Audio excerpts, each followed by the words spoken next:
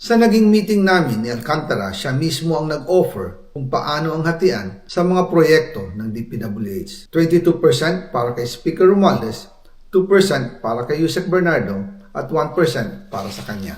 Doon po nagsimula ang tinatawag nilang deliveries. Ang sistema po ay ganito. Ang mga tao ni Henry Alcantara ay nakikipag-ugnayan sa mga tao ko na sina Paul Estrada at Mark Tiksay. Sila ang tumatanggap na pera mula sa mga tao ni Alcantara. Minsan sa bahay ko sa Valle Verde, minsan naman sa BGC parking. Pagkatapos nilang makuha ang pera, sila Mark at Paul naman ang nag-aayos o nakikipag-coordinate sa tauhan ni Speaker Martin Romualdez na si Jocelyn Sereño para sa pagdi-deliver ng male-maletang pera patungo sa bahay ni Speaker. Una, sa North Forbes Park sa McKinley Drive at nang lumipat siya sa number 14 Nara Street, South Forbes Park. Gusto ko pong linawin, hindi ako nakikialam sa mismong proseso ng paghatid. Dumaan lang po sa akin ang pera na agad dinideliver kay Speaker Romualdez. Ako lang po ang nagko-confirm sa text kay Speaker kapag nadala na ang pera sa bahay niya. At lahat ng ito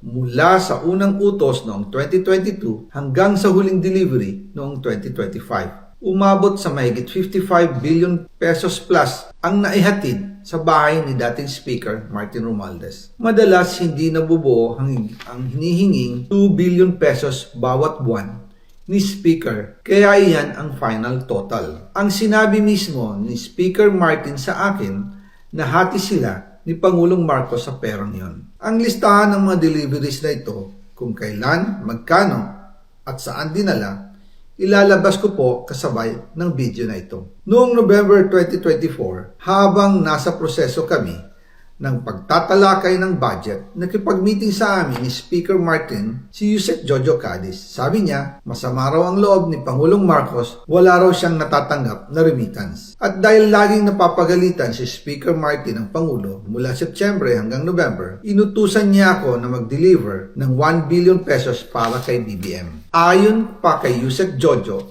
nang ipaalam niya ito sa Pangulo, ang utos sa kanya ng Pangulo ay mag-ingat at siguraduhin si Yusek Jojo lang ang maghahatid. Ang instruction po sa akin ni dating Speaker Martin Romualdez ay dalhin sa number 30 Tamarin Street, South Forbes Park at ibigay kay Yusek Jojo Cadiz dahil ito raw ang drop-off point na malapit sa bahay ng Pangulo. Sinabi rin po sa akin ni Speaker Martin Romualdez na si PBBM ang nag-utos sa kanya na bilhin ang bahay sa number 30 Tamarin Street para gamitin bilang bagsakan at imbakan ng pera mula sa mga SOP, collection at deliveries na para sa Pangulo. Noong December 2, 2024, personal kong i-deliver ang 200 million kay Yusek Jojo Cadiz sa number 30 Tamarin Street, South Forbes Park. Ayon sa kanya, dadalhin daw niya ito sa bahay ng Pangulo sa number 41 Nara Street, South Forbes Park. Kasunod nito, noong December 5, 2024, muli akong nag-deliver ng 800 million sa parehong address at Yusek Jojo Cadiz pa rin ang tumanggap. Sabi niya, iyon naman ay dadalhin sa bagong bahay ng Pangulo sa South Forbes Park. Sa kabuuan, 1 billion pesos ang personal kong naihatid. Ako mismo ang nagbigay ng pera, kasama ang aking driver at mga tauhan.